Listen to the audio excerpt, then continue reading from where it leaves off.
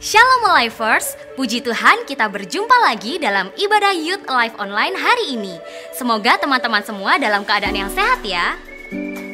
Buat teman-teman yang belum tergabung dalam ibadah Cool Online, dapat menghubungi di nomor di bawah ini.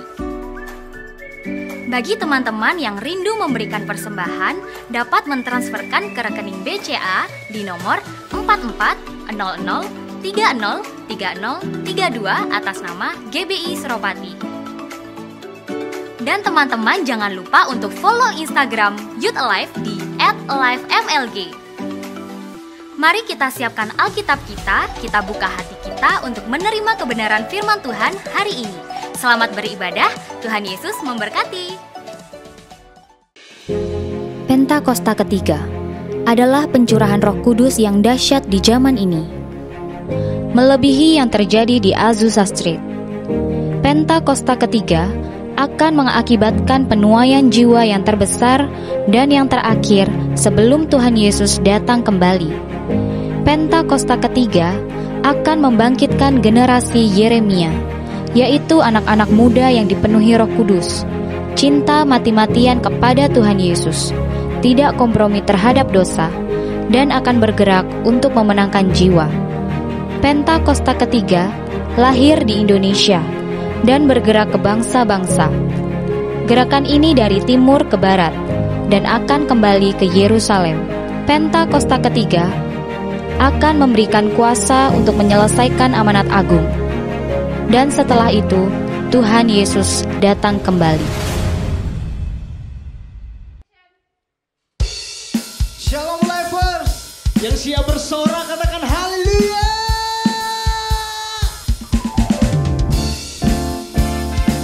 Sebab ada kuasa di dalam namanya, amin.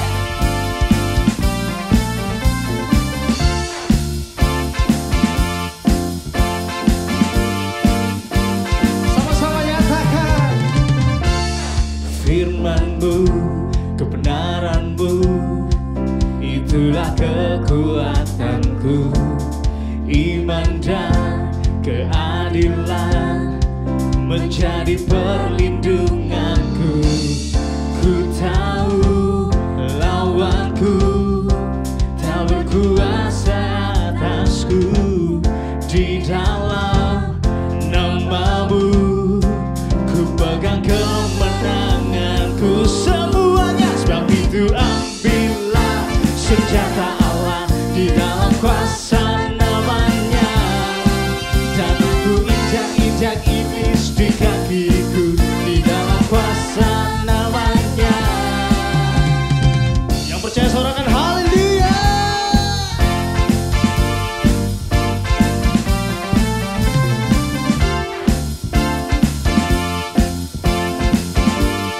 Dengan iman sama-sama katakan firman-Mu, kebenaran-Mu, itulah kekuatanku. Iman dan keadilan menjadi perlindunganku. Ku tahu lawanku tak berkuasa atas. Di dalam nama Yesus, nama-Mu, semuanya bersiap. Lebih lagi sorakan. Sebab itu ambillah senjata Allah di dalam kuasa namanya, dan aku injak-injak iblis di kakiku di dalam kuasa namanya. Sebab itu ambillah di dalam kuasa namanya, dan aku injak-injak iblis di kakiku. Sama-sama serukan nama Yesus. Oh Yesus, Yesus, namanya berkuasa. Oh Yesus, Yesus, ada kuasa dalam namanya. Sebab ada kuasa di dalam nama Yesus, amin. Yang percaya katakan amin. Yang percaya katakan haleluya.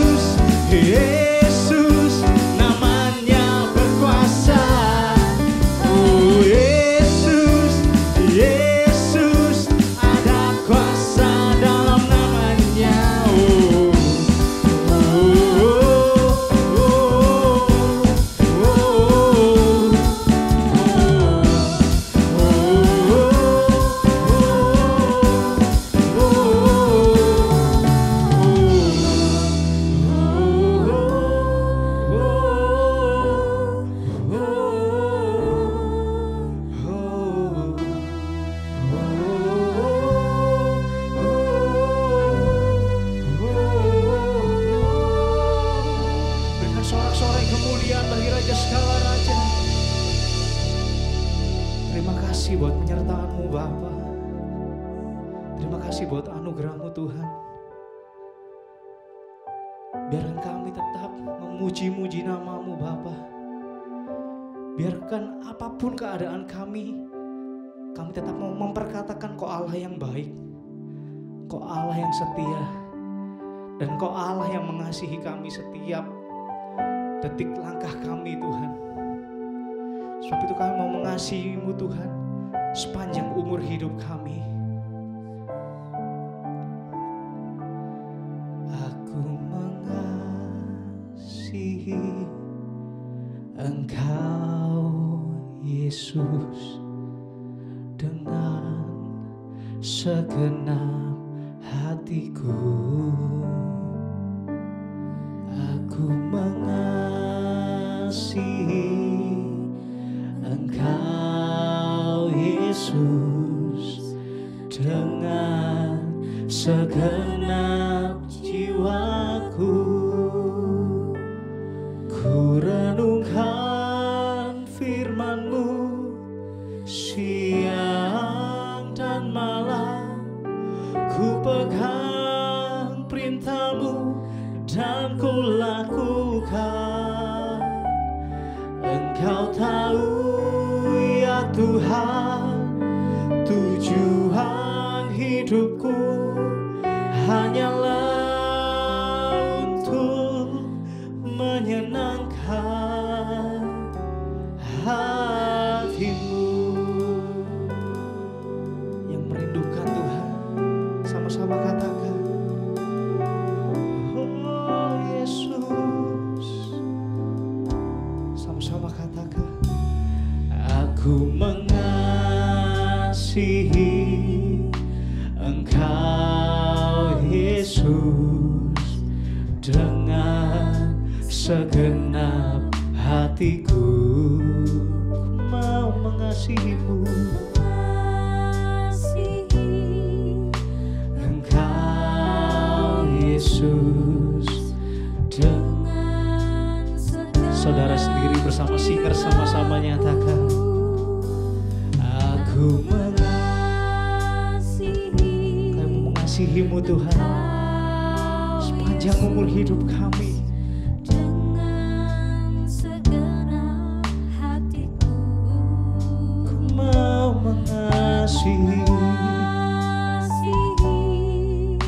Engkau Yesus dengan segenap jiwaku.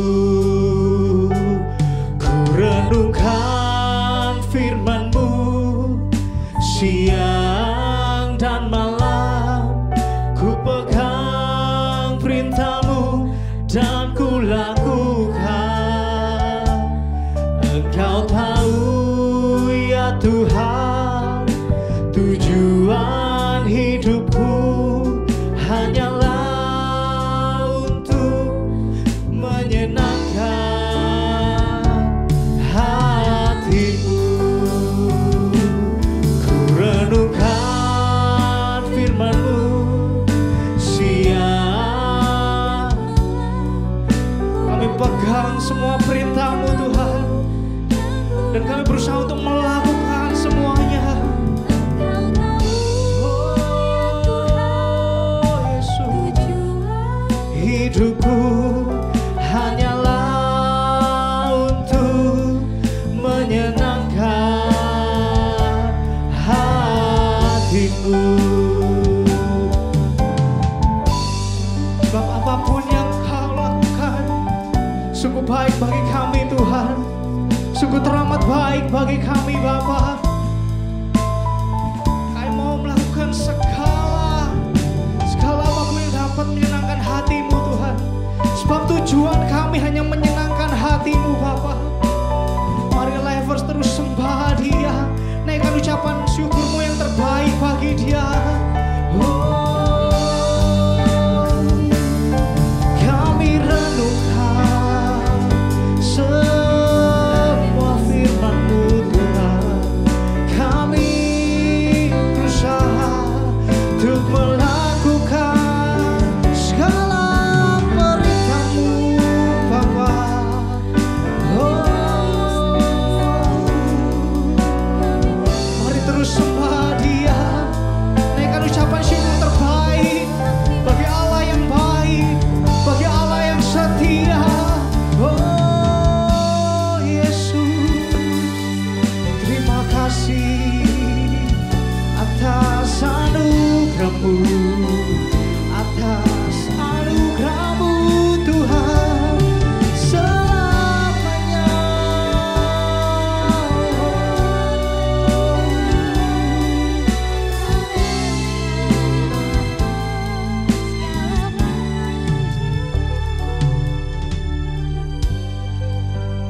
Seringkali kami menjauh dari-Mu Tuhan.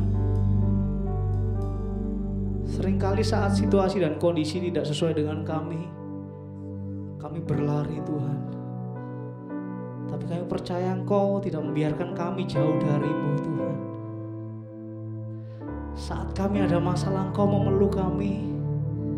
Saat kami ada pergumulan, Engkau selalu ada bersama dengan kami Tuhan.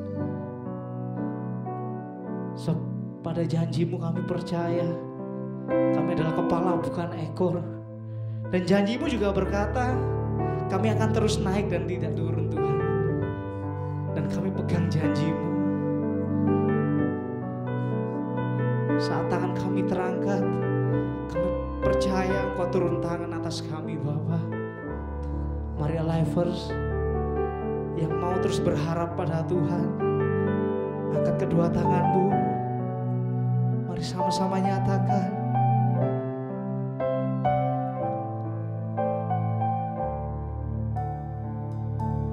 Ku renungkan firman-Mu siang dan malam, ku pegang perintah-Mu dan ku lakukan. Engkau tahu ya Tuhan, tujuan hidupku hanyalah untuk menyenangkan. Lebih lagi, angkat kedua tangan saudara, nyatakan. Ku renungkan firman-Mu siang dan malam, ku pegang. Kami percaya saat kami berjalan beserta dengan firman-firman-Mu, keajaiban terjadi, kemenangan terjadi. Amin. Hanyalah untuk menyenangkan hati-Mu, menyenangkan hati-Mu. Sekali lagi nyatakan, menyenangkan hati-Mu.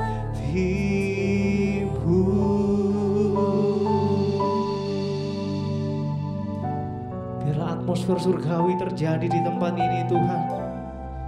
Biarlah atmosfer surgawi terjadi dalam Lifers, dalam setiap Lifers.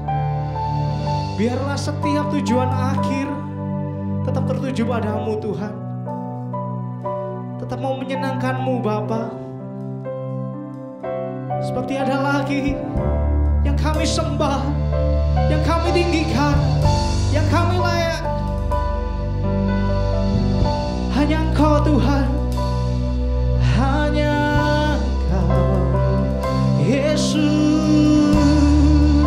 yang layak disembah, yang layak ditinggikan selamanya.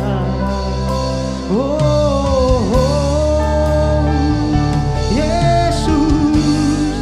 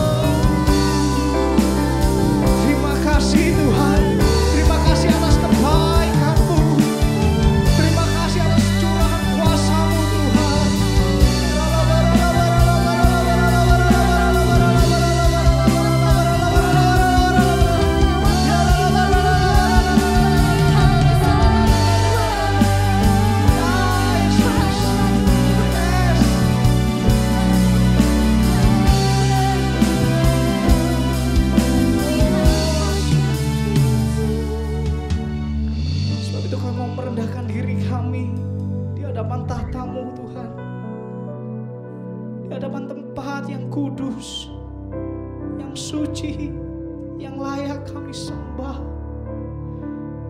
Kami hanya perlu Engkau Tuhan. Kami hanya perlu Engkau ada dalam hidup kami Tuhan. Thank you Jesus.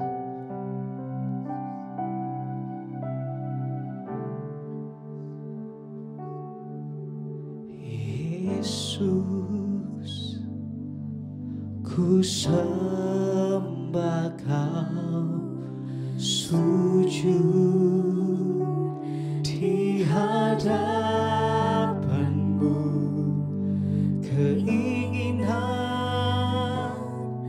dalam hidupku hanya untuk lebih lagi dengan terang-terangan sama-sama nyatakan Yesus, ku sembah Kau, sujud di hadapan-Mu, keinginan dalam hidupku hanya untuk menyembah.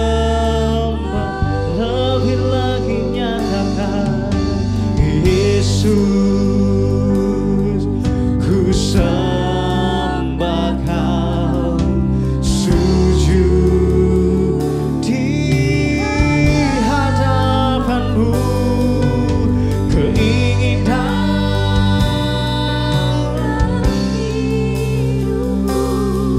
hanya untuk menyembah. Sekali lagi nyatakan Yesus,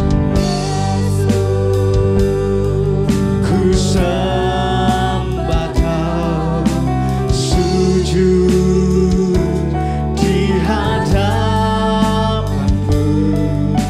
keinginan dalam hidupku hanya untuk menyembah-Mu. Berikan sorak-sorai kemuliaan bagi Dia. Sama-sama nyatakan Yesus, ku sembah Kau, sujud di hadapan-Mu, keinginan dalam hidupku hanya untuk menyembah. Katakan oh Yesus, ku sujud di hadapan-Mu, keinginan dalam hidupku hanya untuk keinginan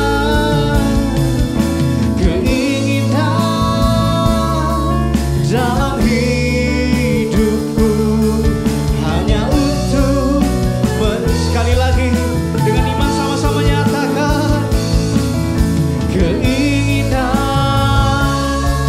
dalam hidupku hanya untuk menyembah-Mu.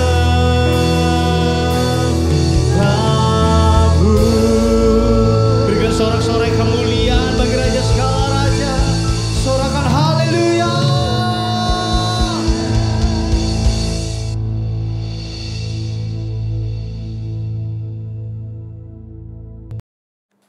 Shalom semua, mari kita berdoa sebelum kita mendengarkan firman Tuhan.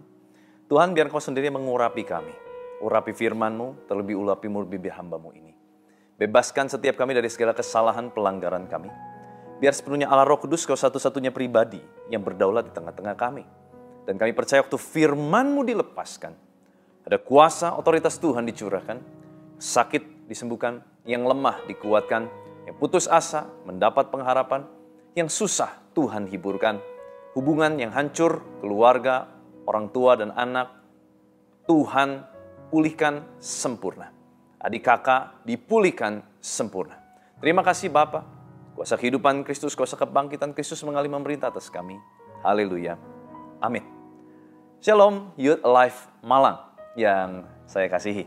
Nah, hari ini kita sama-sama belajar satu topik firman Tuhan yang saya beri judul adalah Saat Anda Lelah Menunggu.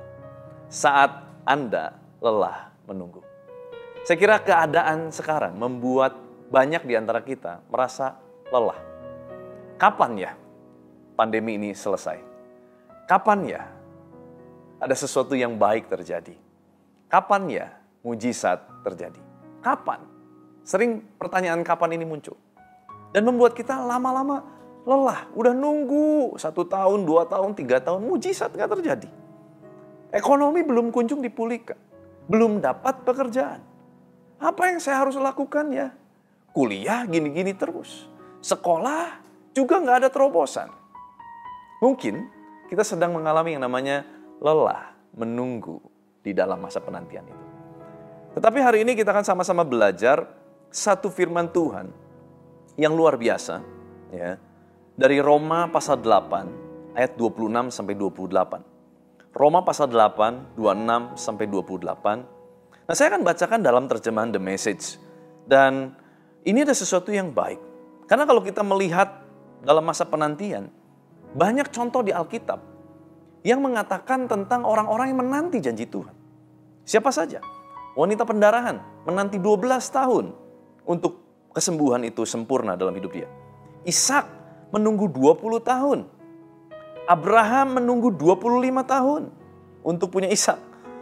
Dari janji Tuhan dikatakan sampai akhirnya janji itu digenapi. Orang lumpuh di kolam Bethesda menunggu 38 tahun. Jadi kita lihat ternyata orang-orang hebat di Alkitab pun banyak kali mereka menunggu. Dan waktunya mungkin gak singkat. Nah, cuman pertanyaan gini. Ya pastor, saya tahu saya harus nunggu. Saya tahu saya harus terus berharap. Tapi ini lelah. Ini gimana ya? Kayaknya udah stuck banget. Gak tahu lagi harus ngapain. Udah semua cara dicoba.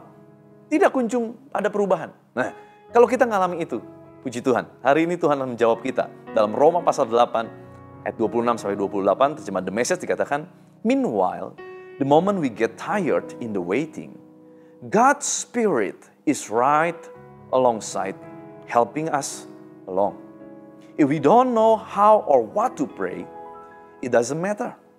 He does our praying in and for us, making prayer out of our wordless sigh, our aching groans.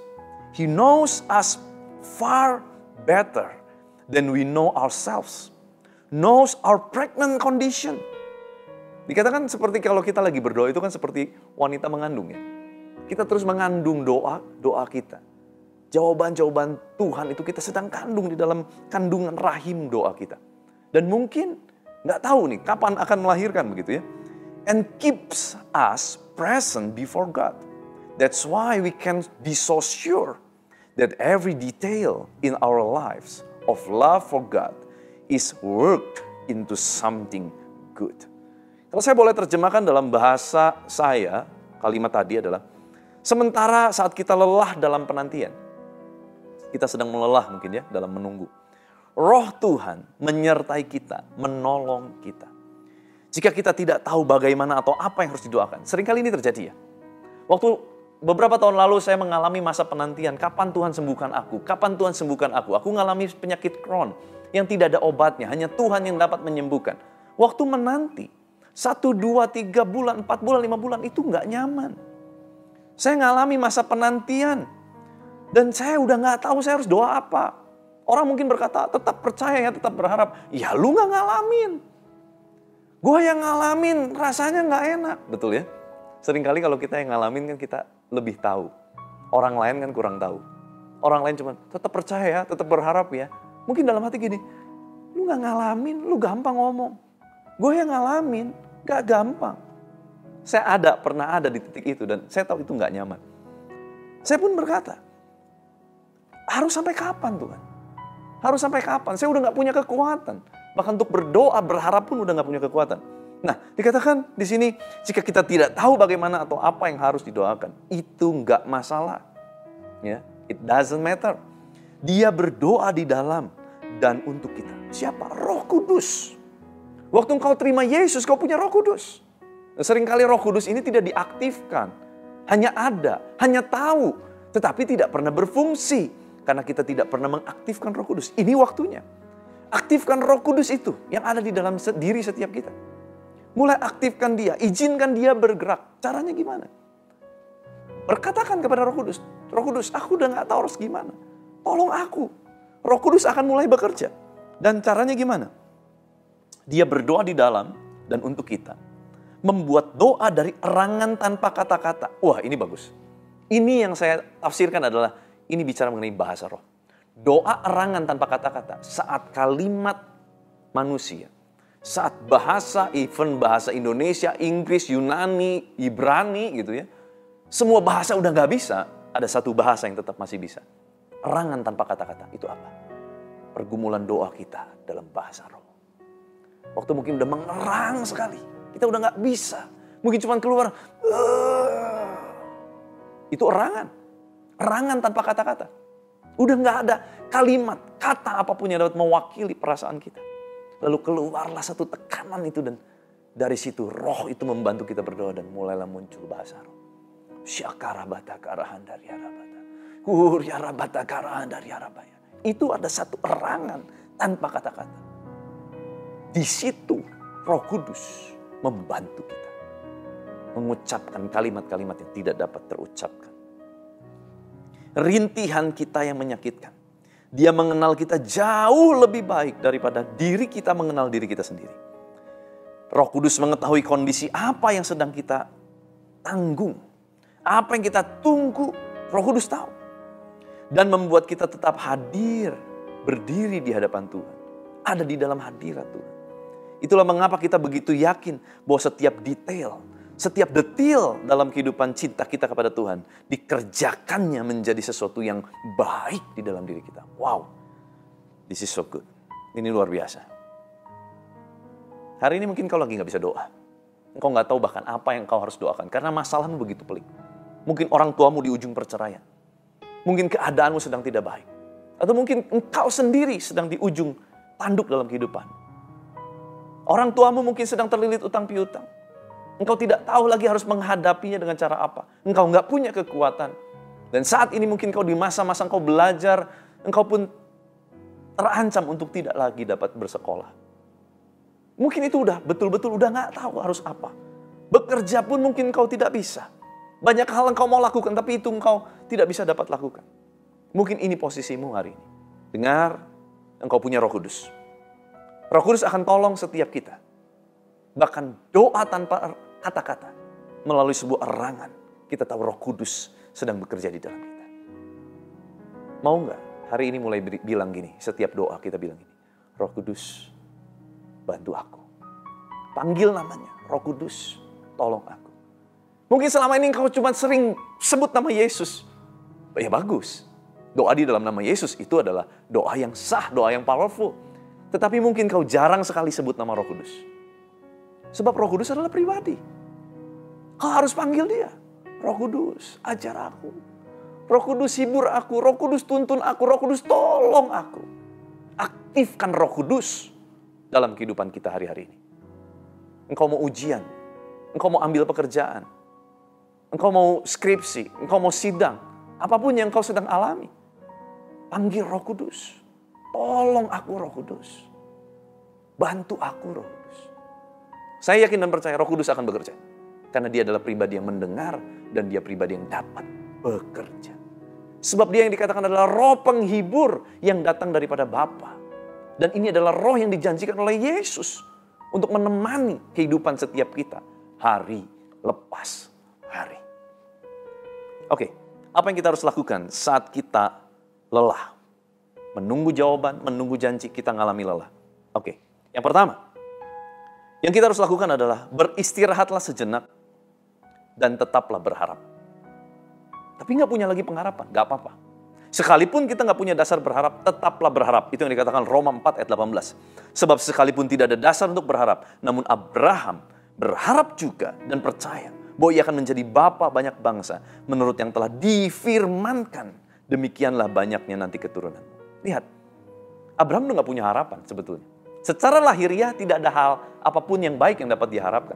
Sudah tua, Istrinya pun sudah mati, kandungannya sudah mati haid, sudah mandul, sudah menopause, sudah nggak mungkin. Tetapi Abraham kok bisa tetap berharap ya? Karena ada firman. Karena firman yang dilepaskan oleh Tuhan. Saat ini kita nggak mungkin nggak punya dasar berharap. Kenapa? Karena firman sudah dibakukan, sudah dikanonkan. Waktu engkau nggak punya harapan, baca firman. Itulah dasar kita berharap. Saya punya quotes buat saudara gini. Saat engkau tidak dapat melihat jalannya, percayalah pada janjinya. Saat engkau tidak dapat melihat jalan-jalan Tuhan, tetap pegang janji-janji Tuhan. Sebab Tuhan tidak mungkin ingkar janji. Waktu engkau nggak bisa lihat jalan Tuhan, apa yang harus kita lakukan? Percaya sama apa? Janjinya. Sebab Dia Allah yang selalu menepati janjinya. Ada yang berkata bahwa ada lebih dari 7.000 janji Tuhan dalam Alkitab. Berapapun angkanya, ya, berapapun angkanya.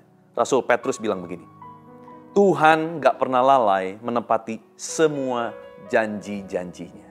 Bukan 1, 2, semua. Artinya, Allah akan selalu kedapatan menepati setiap janji-janjinya. Nah, waspadai sesuatu gini. Dalam berharap sama Tuhan, jangan sampai kita berusaha membantu Tuhan. Maksudnya gimana tuh? Gini, kita terus berharap nih karena kita punya firman sekarang ya. Sekalipun gak ada dasar berharap, kita baca firman, harapan itu pasti muncul. Karena firmanlah sumber pengharapan kita. Janji Tuhanlah yang menjadi sumber pengharapan kita. Nah tetapi, waktu tunggu janji Tuhan, menanti janji Tuhan, jangan bantu Tuhan. Jangan jadi Tuhan. Contohnya gimana? Abraham. Waktu dalam penantian dia menantikan janji Tuhan untuk mendapatkan keturunan yaitu Ishak. Abraham membantu Tuhan. Caranya gimana? Dia menghamili gundik dari istrinya. Lahir keturunan nggak? Lahir. Tapi akhirnya ditolak Tuhan. Karena Tuhan bilang, bukan ini. Tetapi anakmu yang sah, anak perjanjian yaitu siapa? Ishak. Teman-teman bisa paham ini ya? Dalam menanti janji Tuhan, kita harus sabar.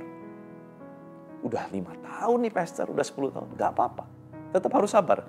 Karena janji Tuhan, iya dan amin. Pasti digenapi. Dan waktu Tuhan tidak pernah terlalu cepat ataupun terlalu lambat. Waktu Tuhan akan tepat. Kitanya kadang gak sabar. Kita berusaha tolong Tuhan. Mulai melakukan sesuatu. Mulai berusaha ini dan itu. Yang tampaknya sesuatu rohani mungkin. Tetapi sebetulnya itu justru menghambat Tuhan bekerja. Karena kita berusaha menolong Tuhan. Padahal cara Tuhan bukan itu. Caranya bagaimana? Wah, saya nggak bisa secara spesifik karena beda-beda setiap orang. Mungkin engkau berusaha menolong Tuhan dengan cara apa? Mencontek? Ya, yang penting saya lulus. Nama Tuhan dimuliakan. Tapi caranya mencontek. Itu bukan cara yang baik. Jelas itu bukan cara dari Tuhan. Mungkin kita sedang mencoba menolong Tuhan. Padahal itu cara yang tidak baik. Yang harusnya kita lakukan apa? Tetap belajar. Tetap berusaha lakukan bagian kita. Tetapi selalu jelek nilainya. Terus berusaha. Akan datang pertolongan Tuhan. Terus minta hikmat. Akan datang hikmat Tuhan. Sebab itu janji Tuhan. Pegang janji Tuhan. Teman-teman, saya saksikan ini kisah tentang kakak saya. Kakak perempuan saya. Itu semasa SD sering banget ngalamin yang hampir gak naik kelas. Ya. Saya terpaut 3 tahun dengan kakak saya yang ini. Dan saya tahu, sekolah pun dia sekolah yang nomor 2 begitu ya. Karena di nomor 1 dia nggak masuk gitu, nggak bisa. Waktu itu ada sekolah pagi, sekolah siang. Dan sekolah siang ini cenderung lebih kepada anak-anak yang memang nggak lulus di sekolah pagi ya masuk sekolah siang gitu. Jadi dia udah di nomor 2 terus gitu. Tetapi saya lihat dia nggak pernah putus asa. Dia terus percaya. Dan saya lihat iman orang tua saya. Terus percaya, terus berharap. SMP belum ada perubahan. Tetapi masuk SMA mengejutkan. Tiba-tiba dari seorang yang sering banget gagal ini. Di masa SMA-nya, saya memperhatikan. Dia bisa pertandingan catur. Lawan muridnya Grandmaster catur yang sangat terkenal pada saat itu. Dan dia menang. Padahal kalau main catur di rumah sama saya, yang saya lebih muda 3 tahun, saya yang menang. Saya sampai bingung. Ini musuhnya gampang amat apa gimana ya? Tetapi lihat, cara Tuhan, hikmat Tuhan, pertolongan Tuhan tidak pernah terlambat. Dan Tuhan tidak akan pernah mempermalukan anak-anaknya yang terus menanti-nanti dan berharap kepada Dia. Jadi apa? Tetaplah berharap. Boleh istirahat sejenak? Boleh. Tetapi tetaplah berharap. Jangan dorong diri kita terus-menerus. Berikan ruang kepada diri kita. Terimalah kekurangan diri kita. Izinkan kita berdamai dengan diri kita. Jangan menghukum diri kita terus-menerus. Izinkan kita berdamai dengan diri kita. It's okay. Gak apa-apa. Ngalami masa-masa lelah, ngalami masa-masa gagal, gak apa-apa. Bangun lagi, berdiri lagi, berharap lagi. Itu yang kita harus lakukan. Yang kedua, beristirahatlah sejenak dan tetap percaya. Yang pertama, istirahat sejenak, tetap berharap. Yang kedua, beristirahat sejenak dan tetaplah percaya. 1 Samuel 30 ayat 6, ini kisah di mana Daud sangat terjepit karena waktu itu tiba-tiba di Ziklag, waktu Daud dan pasukannya pergi berperang, dia nggak sadar anak istri dan keluarga diboyong musuh. Waktu mereka kembali, mereka nggak jadi perang pula dan mereka kembali udah dalam keadaan lelah, letih, gagal. Sangat memalukan karena orang udah mau pergi berperang nggak jadi berperang, pulang itu disebutnya gagal. Ditolak begitu. Begitu udah dalam keadaan tertolak, sampai rumah mau ketemu anak istri, nggak ada. Semuanya boyong sama musuh. Apa yang terjadi? Daud sangat terjepit, rakyat mengatakan hendak melempari dia dengan batu. Seluruh rakyat itu telah pedih hati masing-masing karena anaknya laki-laki dan perempuan.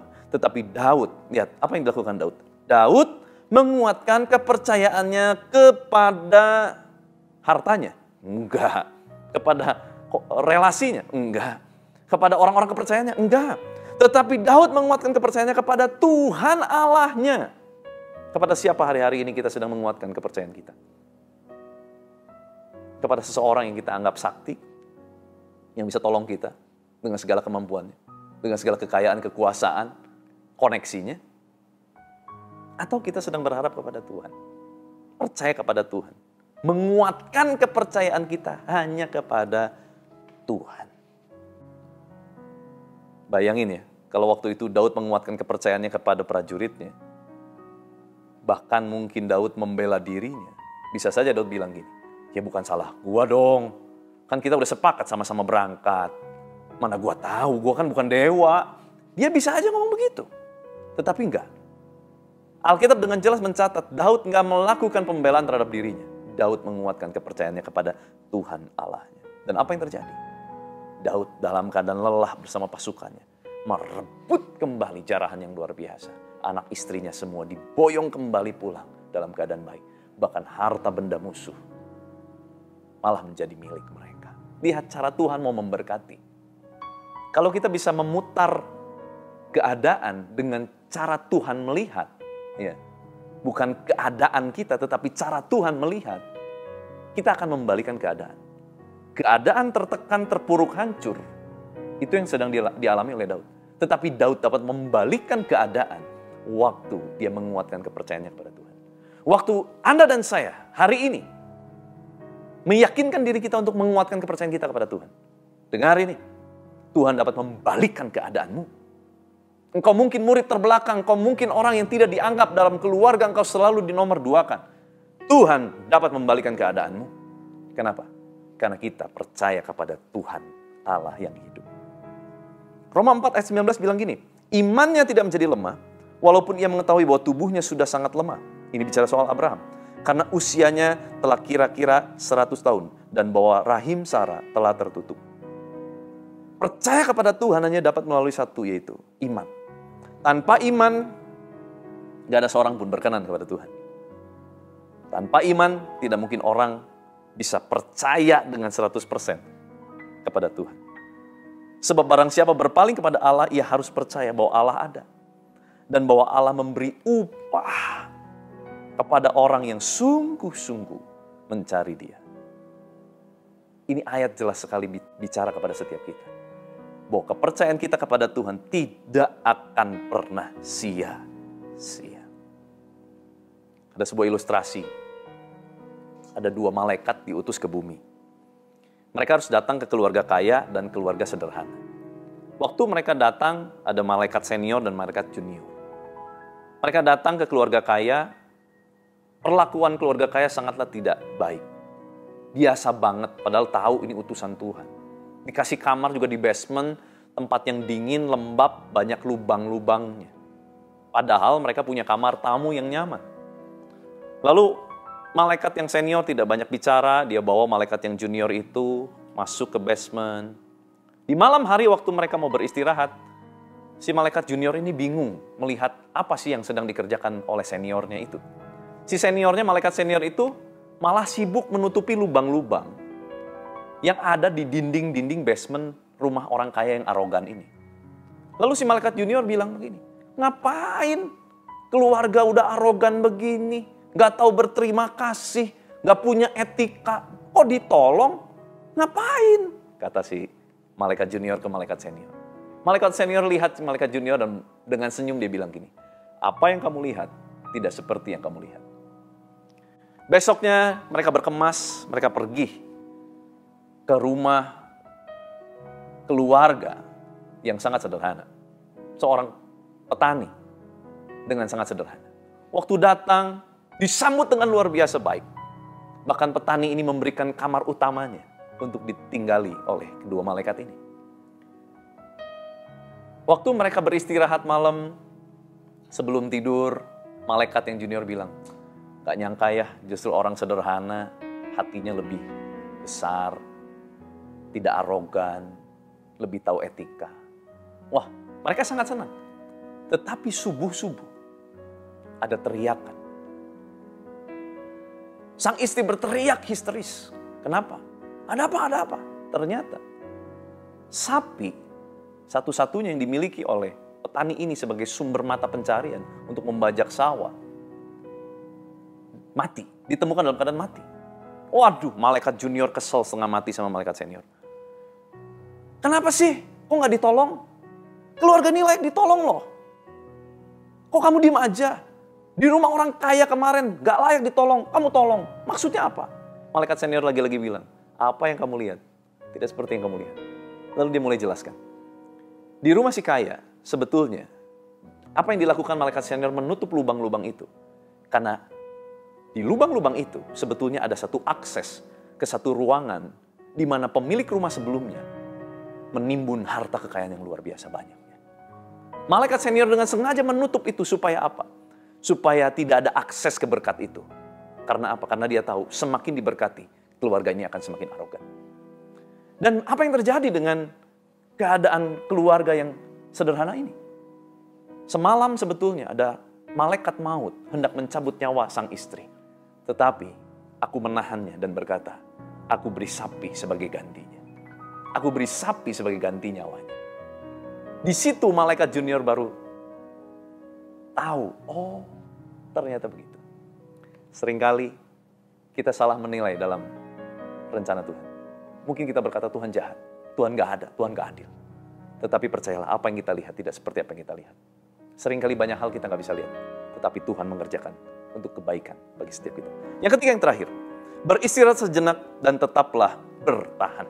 Tetaplah bertahan. 1 Korintus 10 ayat 13, pencobaan-pencobaan yang kamu alami ialah pencobaan-pencobaan biasa yang tidak melebihi kekuatan manusia. Sebab Allah setia dan karena itu ia tidak akan membiarkan kamu dicobai melampaui kekuatanmu. Pada waktu kamu dicobai, ia akan memberikan kepadamu jalan keluar. Tolong garis bawahi itu. Sehingga kamu dapat menanggungnya. Satu kali saya lagi bikin cappuccino, ya, cappuccino di rumah pakai mesin kopi. Dan waktu saya tuangkan susu yang sudah di steam itu sayang gitu ya, karena susunya cuma segitu ya. Kalau bisa dipenuhin kan gelasnya. Sampai udah di ujung banget, udah kayak mau tumpah gitu. Tiba-tiba Roh Kudus tanya gini, Van, itu udah tumpah belum? Belum, Roh Kudus. Tiba-tiba Roh Kudus bilang gini, sama dalam kehidupan kita. Seringkali kita merasa kita diproses dan kita udah, ampun Tuhan, udah habis ini. Udah gak ada lagi. Udah gak ada lagi ruangan. Udah gak kuat. Tapi udah tumpah belum? Belum. Masih ada kekuatan nggak? Ada sih. Sekalipun udah tinggal dikit lagi mau tumpah, tapi belum tumpah kan. Itu yang terjadi sebetulnya. Seringkali kita udah nggak kuat. Tapi sebetulnya kita masih kuat. Sebab ini firman Tuhan dan ini ya dan amin. Pencobaan yang kamu alami tidak akan pernah melebihi kekuatanmu. Tetap berharap, tetap percaya, tetap bertahan. Boleh beristirahat sejenak, tetapi bangkit lagi berdiri. Sebab Tuhan sedang bekerja. Tuhan masih bekerja, Tuhan belum selesai. Apapun masalahmu, percayalah. Tuhan masih sanggup mengerjakan hal yang baik. Membalikan keadaanmu dan melakukan perkara yang besar dan dahsyat. Tuhan, hamba-Mu selesai. Hamba berdoa buat semua umat-Mu, semua teman-teman yang menyaksikan tayangan ini. Tuhan berkati mereka, apapun yang sedang mereka alami. Mereka mungkin mengalami kelelahan, mereka udah ngalami nggak tahu harus gimana. Tapi kami percaya Engkau belum selesai. Kau melakukan perkara-perkara yang besar, hebat, dan ajaib dalam kehidupan mereka. Terus berkati mereka, jamah mereka, berikan mereka kekuatan. Bahu yang kuat, lutut yang kuat. Untuk menanggung setiap beban persoalan bersama dengan Tuhan. Dan mereka tetap berjalan di dalam rencana Tuhan. Sampai kehendak-Mu sempurna digenapi bagi mereka. Terima kasih Bapa. Kuasa kehidupan Kristus, kuasa kebangkitan Kristus mengalami memerintah atas kami. Di dalam nama Tuhan Yesus Kristus, haleluya. Sama-sama kita katakan, amin. God bless you.